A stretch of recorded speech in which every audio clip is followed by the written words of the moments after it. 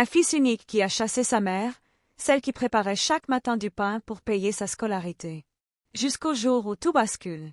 Veux-tu découvrir comment l'amour, la trahison et le pardon se mêlent dans cette histoire poignante? Abonne-toi maintenant pour ne rien manquer de cette incroyable saga pleine d'émotions, de regrets et d'espoir. Chaque chapitre te rapprochera un peu plus de cette vérité universelle, le sacrifice d'une mère est inestimable. Le soleil n'était pas encore levé sur le village de Koudougou, mais déjà, une lueur vacillante dans une petite case de boue trahissait la présence d'une femme éveillée. Mariama, la quarantaine, le visage fatigué mais le regard déterminé, pétrissait la pâte dans un grand bol en bois. Ses mains, dures comme la pierre, portaient les traces d'années de labeur silencieux. Elle était veuve depuis bientôt 10 ans. Son mari, Boubacar, un menuisier respecté, était mort subitement d'une maladie mystérieuse, ne laissant derrière lui qu'une femme sans ressources et un petit garçon à peine âgé de 5 ans, Idriss. Depuis ce jour, Mariama s'était juré de ne jamais laisser son fils manquer de rien. Chaque matin, à l'aube, elle préparait du pain traditionnel qu'elle revendait au marché local ou de porte en porte. Ce n'était pas grand-chose, mais cela suffisait à nourrir son enfant et à payer ses frais scolaires. Dans la petite case, Idriss dormait profondément sur un matelas usé posé à même le sol.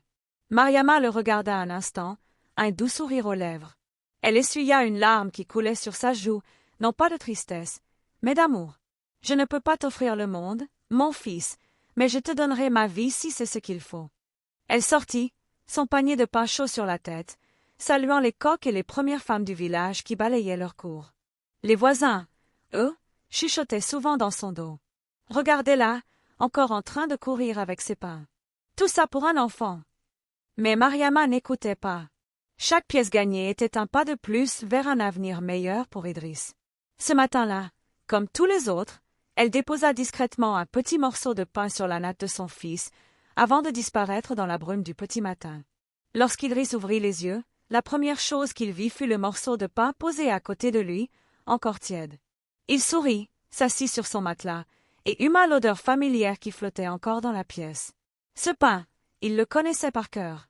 Il avait grandi avec son goût simple mais rassurant, façonné par les mains fatiguées de sa mère.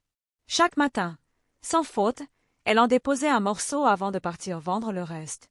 Il croqua lentement dans le pain, les yeux dans le vide. À 8 ans, Idriss comprenait déjà, d'une manière étrange, que sa mère faisait plus que ce qu'elle pouvait. Elle n'était pas comme les autres mamans. Elle n'avait pas de beaux habits, ni de bijoux, ni de mari pour l'aider.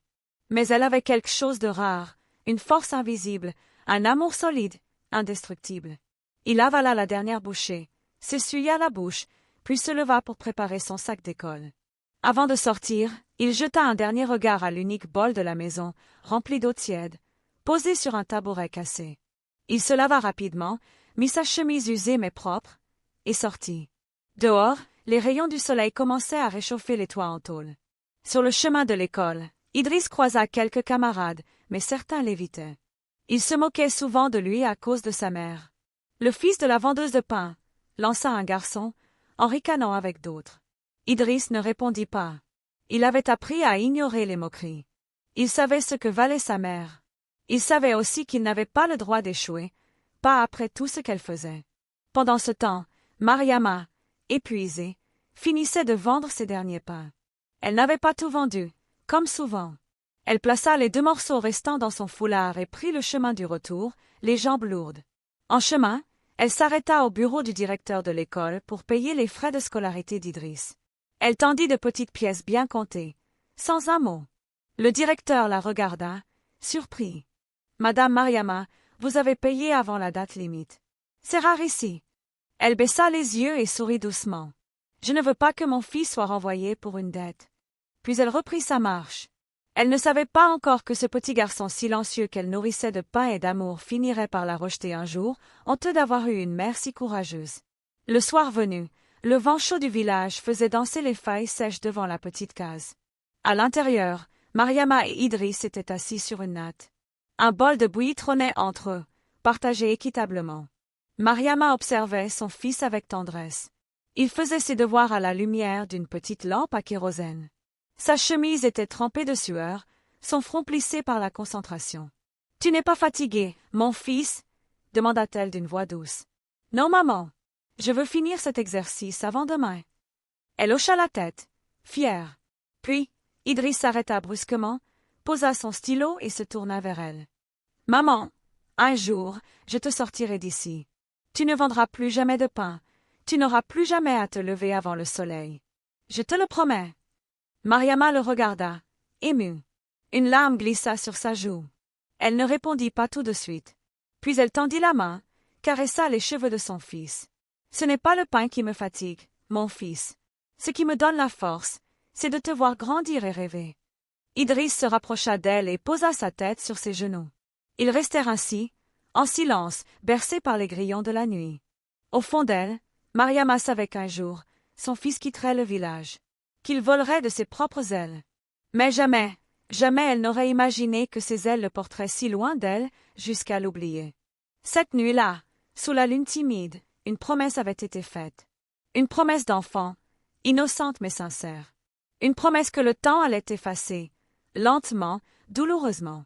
Le lendemain matin, comme à son habitude, Mariama s'était levée avant l'aube. Ses mains endolories pétrissaient la pâte avec précision, comme si chaque mouvement contenait une prière silencieuse pour l'avenir de son fils. Dehors, les premiers rayons du soleil baignaient le village d'une lumière dorée. Mariama, panier de pain sur la tête, entama sa tournée. Elle marchait lentement, saluant humblement les habitants. Certains lui répondaient avec chaleur, mais d'autres, plus nombreux à présent, la regardaient avec un mélange de pitié et de mépris. Ah, la vendeuse de pain et son fils le premier de la classe. Elle se fatigue trop. À quoi bon? Il finira comme nous tous. Une femme sans mari, c'est comme une calebasse sans eau. Elle se donne du mal pour rien. Les paroles étaient tranchantes, parfois murmurées, parfois dites à haute voix pour qu'elle les entende. Mais Mariama ne répondait jamais. Elle serrait simplement les dents et poursuivait sa route. Elle savait que la pauvreté, dans ce village, n'était pas seulement une souffrance matérielle. Elle était aussi une honte sociale, une étiquette qu'on collait aux plus faibles pour mieux les écraser. Un jour, alors qu'elle passait devant un groupe de femmes assises sous un manguier, l'une d'elles éclata de rire. « Regardez-moi ça !» Toujours à courir avec son panier comme si elle livrait des diamants. Et ce fils-là, il va la jeter dès qu'il touchera un peu d'argent. Ce genre de garçon, ça oublie vite. Mariama s'arrêta un court instant. Elle les regarda, les yeux calmes, mais profonds. Puis elle répondit doucement. « S'il oublie, que Dieu me le rappelle à lui. Mais tant que je suis là, je ferai ma part. » Un silence s'installa. Même les moqueuses n'osèrent plus parler. Ce jour-là, Idriss, en rentrant de l'école, trouva sa mère fatiguée, les pieds gonflés, assise sur le seuil de la case. Il s'agenouilla, prit une bassine d'eau et lui lava les pieds sans dire un mot. « Je t'ai entendu, maman. Je ne t'oublierai jamais. » Mariama lui sourit faiblement, le cœur lourd mais fier. Ce qu'elle ignorait, c'est que le destin, cruel et capricieux, allait bientôt mettre cette promesse à l'épreuve. Les années passèrent, et avec elles, le petit garçon fragile devint un jeune adolescent brillant. À chaque composition, Idriss ramenait des résultats impressionnants. Son nom était toujours affiché en haut du tableau des meilleurs élèves de l'école. Le directeur, M. Diop, ne tarissait pas d'éloges. « C'est un diamant brut, ce garçon. Une intelligence rare, un sérieux à toute épreuve. Il ira loin. » Mais Mariama, humble et silencieuse, ne se vantait jamais. Elle souriait doucement et répondait toujours la même chose. Que Dieu le garde sur le bon chemin. Malgré les rumeurs, malgré la fatigue et la pauvreté, elle n'avait jamais cessé de vendre son pain. Elle continuait à se lever avant le soleil, à marcher dans la poussière, à subir les moqueries. Mais au fond d'elle, elle voyait les fruits de ses sacrifices pousser comme une graine bien arrosée. Un jour, à l'école, une délégation venue de la capitale visita la classe d'Idriss. Ils étaient à la recherche de jeunes talents pour une bourse d'excellence. Après avoir posé quelques questions à l'élève timide au fond de la classe, ils furent émerveillés. Le chef de la délégation déclara « Nous avons trouvé notre perle rare. Idriss, tu es sélectionné pour aller poursuivre tes études à l'Institut national de la capitale. » L'école entière éclata en applaudissements. Les élèves, les professeurs, même le directeur, étaient fiers. Mais Idriss resta figé, presque inquiet. Il pensait à sa mère, à sa case, à son vieux tablier taché de farine. Le soir, il annonça la nouvelle à Mariama. Elle tomba à genoux, les mains levées vers le ciel. Allahu Akbar, mon fils va partir. Mon fils va voler. Mais dans son cœur, un mélange de joie et de tristesse grandissait. Elle savait que cette réussite, c'était aussi le début d'un éloignement. Cette nuit-là, Idriss pleura doucement sur sa natte. Il était heureux, mais effrayé à l'idée de quitter sa mère. Il murmura. « Je reviendrai vite, maman. Tu verras, je vais changer ta vie. » Mais la vie, elle, allait bientôt changer la sienne. Le jour du départ approchait à grands pas. La nouvelle s'était répandue dans tout le village comme une traînée de poudre. Le fils de la vendeuse de pain partait pour la capitale avec une bourse complète. Certains étaient admiratifs, d'autres jaloux, mais tous savaient que c'était un événement rare. Mariama, quant à elle, avait du mal à cacher son émotion.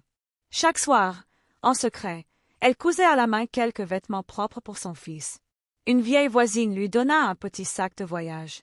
Le directeur de l'école, touché par leur situation, offrit à Idriss quelques fournitures pour l'aider à bien commencer. La veille du départ, Mariama ne dormit pas. Elle passa la nuit à préparer du pain. Pas pour vendre. Cette fois, c'était pour le voyage de son fils. Des petits pains qu'il pourrait garder dans son sac, des morceaux faits avec soin, avec amour. Le matin du départ, elle se leva encore plus tôt que d'habitude. La case était silencieuse.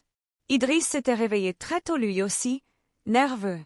Il portait une chemise propre, un pantalon repassé à la marmite chaude, et tenait le vieux sac cousu par sa mère. « Tu n'oublieras pas de m'appeler » demanda Mariama, les yeux brillants. « Tous les jours, maman.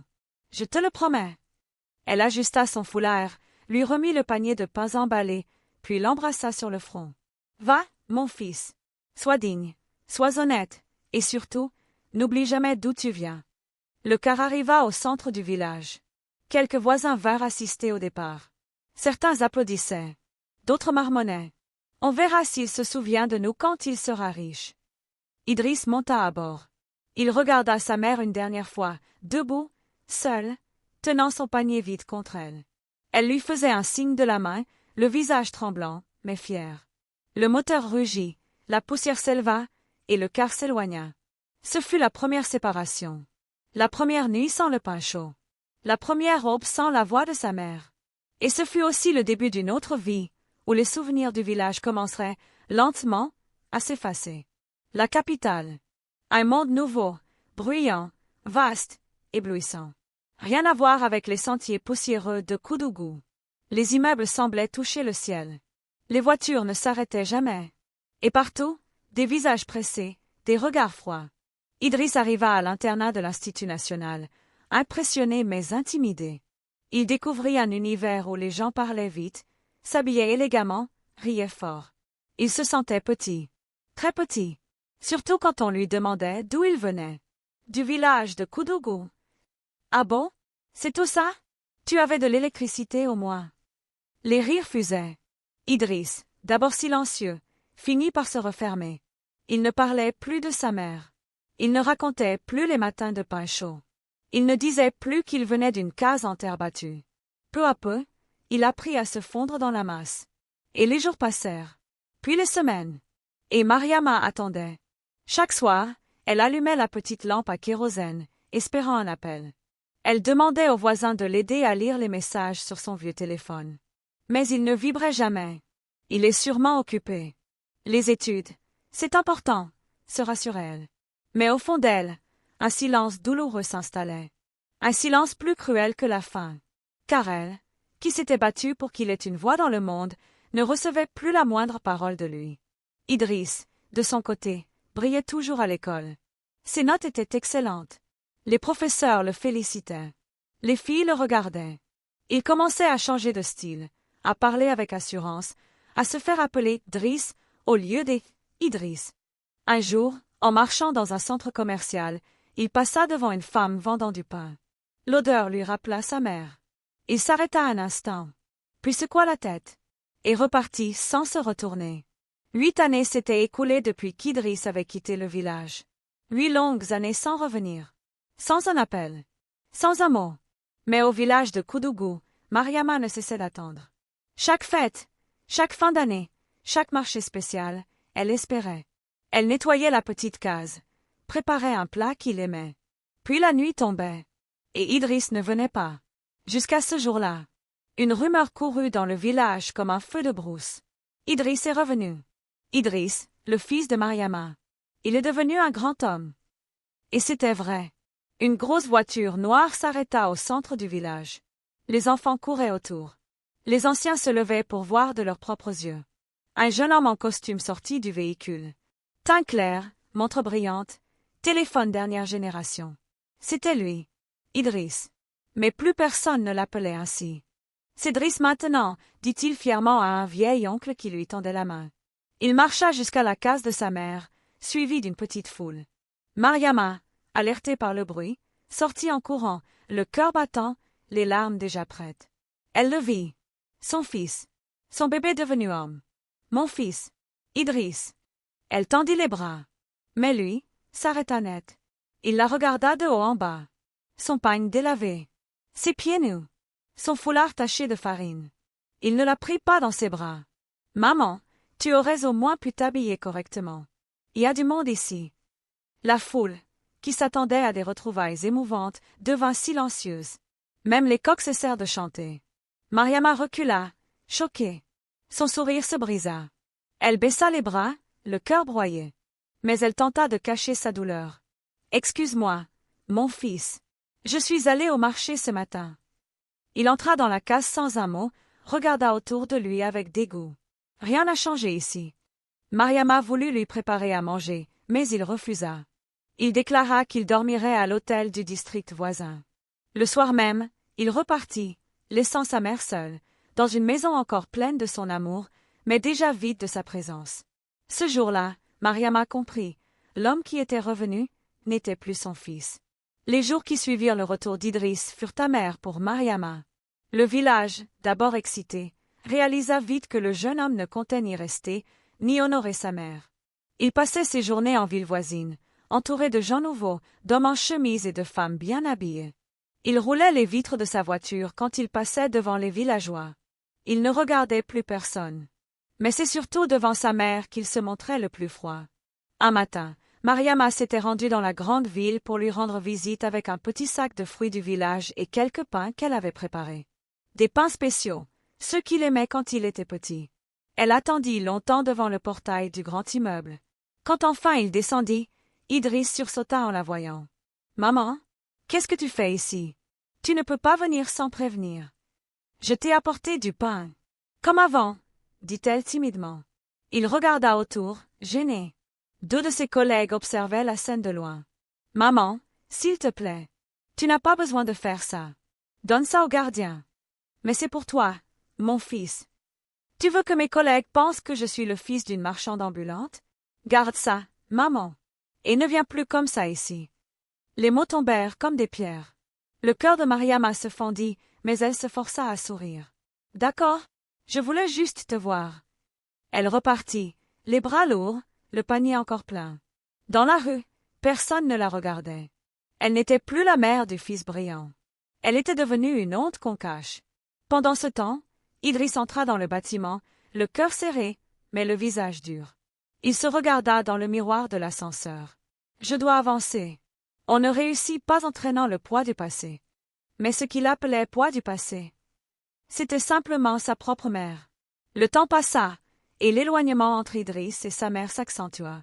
Un matin, alors que Mariama vendait ses pains sur la place du marché, elle reçut un appel qui la glaça d'effroi. « Mariama, c'est moi, Idriss. Écoute, il faut que tu quittes la maison. Je ne veux plus que tu viennes m'embarrasser. C'est ma vie maintenant. Tu ne fais plus partie de mon monde. » Le silence fut lourd, dévastateur. Mariama trembla, les larmes aux yeux. Mais elle répondit avec dignité. « Mon fils, la maison est aussi la tienne. Tu n'as pas le droit de me chasser. C'est moi qui décide, pas toi. Trouve-toi un autre endroit. Je veux que tu partes avant la fin de la semaine. » Les mots étaient tranchants, froids comme l'acier. Mariama, le cœur brisé, ne savait que faire. Elle n'avait nulle part où aller. La petite case était leur dernier refuge. Ce soir-là, assise sous le vieux manguier, elle repensa aux années passées à préparer du pain, à chaque matin levé, à chaque pièce économisée pour lui payer l'école. Elle se remémora ses nuits blanches, ses prières silencieuses. Comment pouvait-il oublier tout cela? Comment pouvait-il être devenu cet homme cruel qui la rejetait?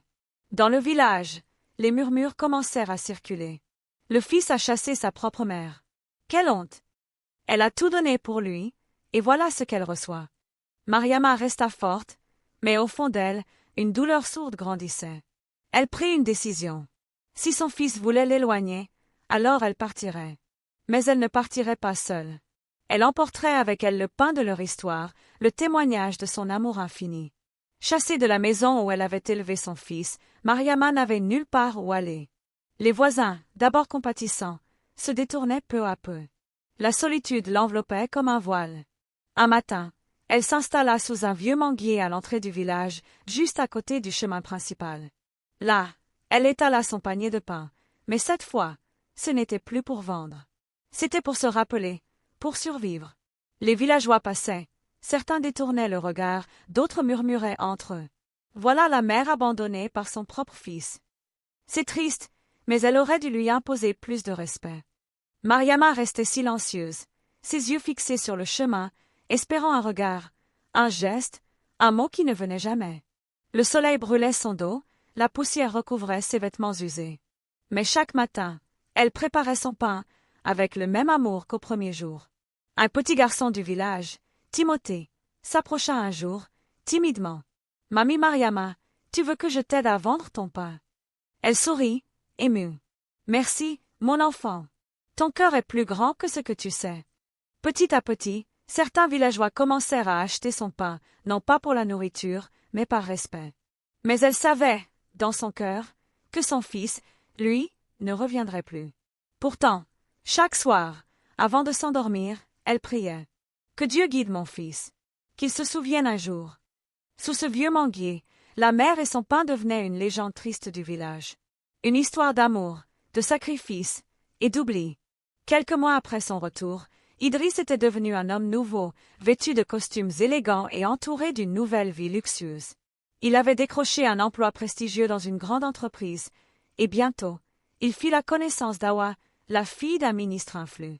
Leur mariage fut fastueux, célébré dans un hôtel 5 étoiles, avec musique, danse et invités prestigieux. Idriss portait une bague scintillante au doigt et souriait, fier de montrer sa réussite. Mais au fond de son cœur, un vide grandissait. Jamais il ne parlait de Mariama. Jamais il n'invitait sa mère à ses soirées, ni même ne mentionnait son nom. Pour lui, elle était devenue un secret honteux, une tache sur son histoire qu'il voulait effacer. Pendant la cérémonie, il croisa le regard d'une vieille femme au coin de la salle. C'était une voisine du village qui avait assisté à son départ. Elle lui lança un regard triste, presque accusateur. Cette nuit-là, dans sa somptueuse chambre, Idriss regarda la bague à son doigt et murmura. « Tout ça vaut-il la peine si je perds ce qui comptait vraiment ?» Mais la réponse restait enfouie au plus profond de lui, noyée dans l'orgueil et le silence. Au fond d'un vieux coffre en bois, caché sous son lit, Idriss gardait précieusement un vieux tablier taché de farine. Ce tablier appartenait à sa mère, celui qu'elle portait chaque matin lorsqu'elle préparait le pain. Il l'avait ramené du village lors de son dernier passage, sans jamais oser le montrer à personne. Pour lui, c'était un secret honteux, un lien invisible avec un passé qu'il voulait oublier.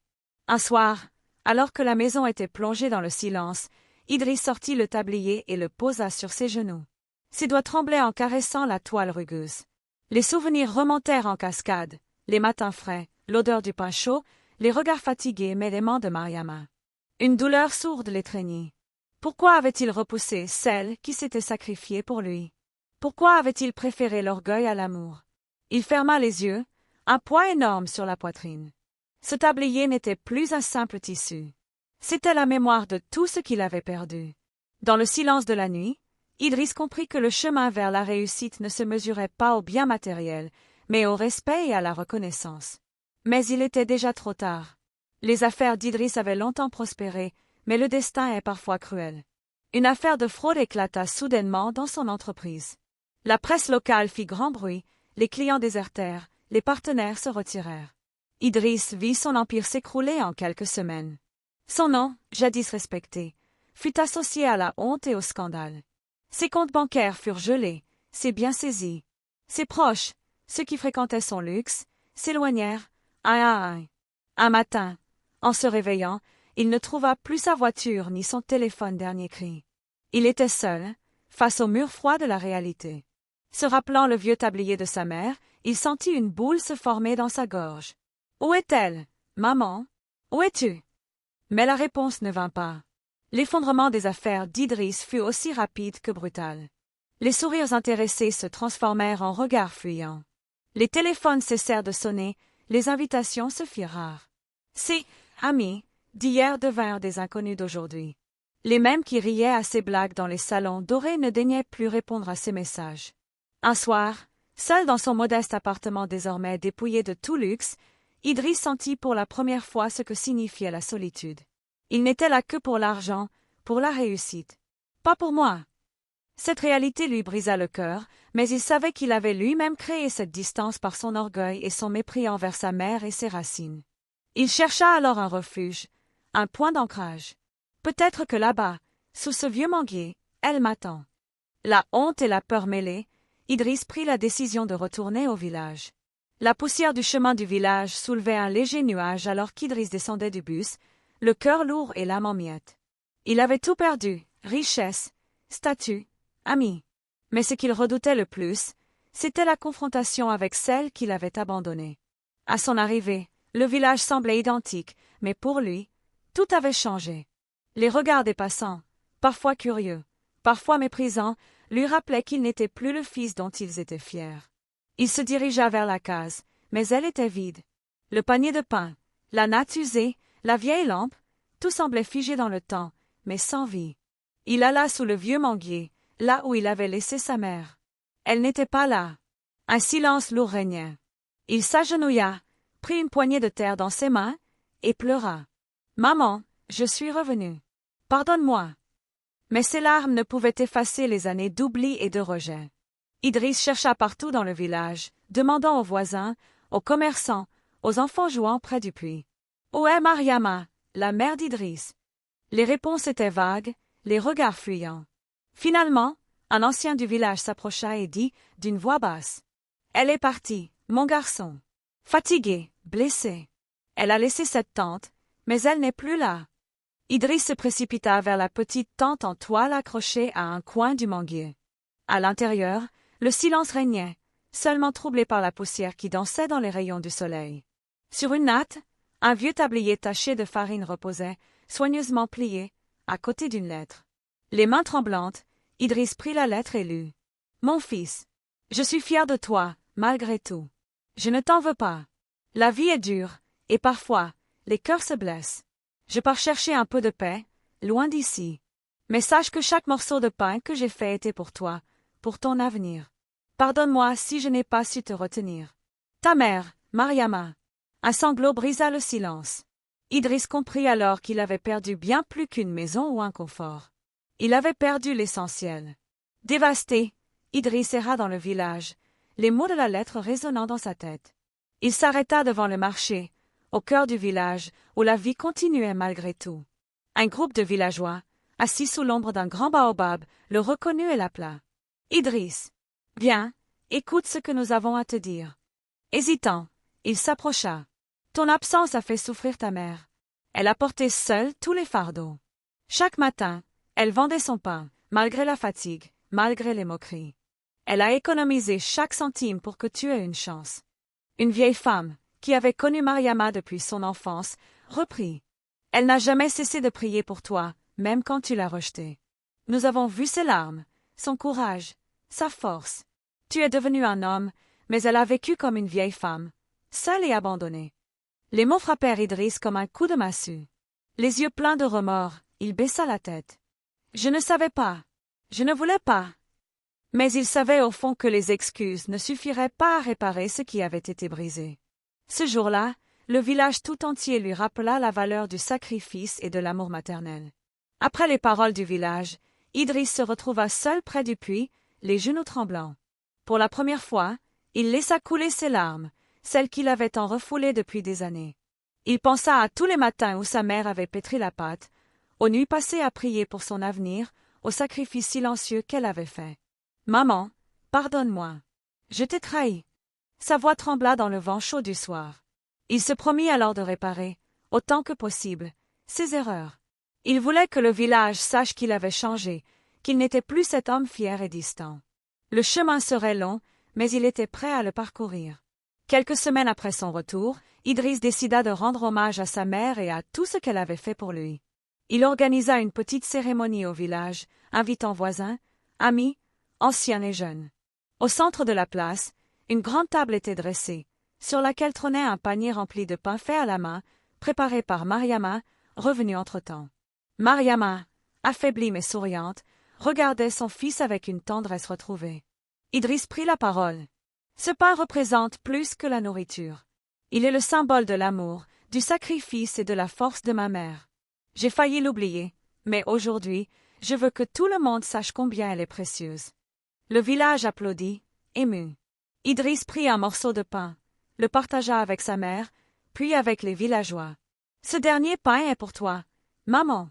Merci pour tout. Mariama sourit, les larmes aux yeux. Mon fils, c'est toi qui es mon vrai pain de vie. Ce jour-là, Idriss comprit que la réussite ne valait rien sans l'amour d'une mère. Et que parfois, le plus beau des pains est celui que l'on partage avec ceux qui nous ont nourris.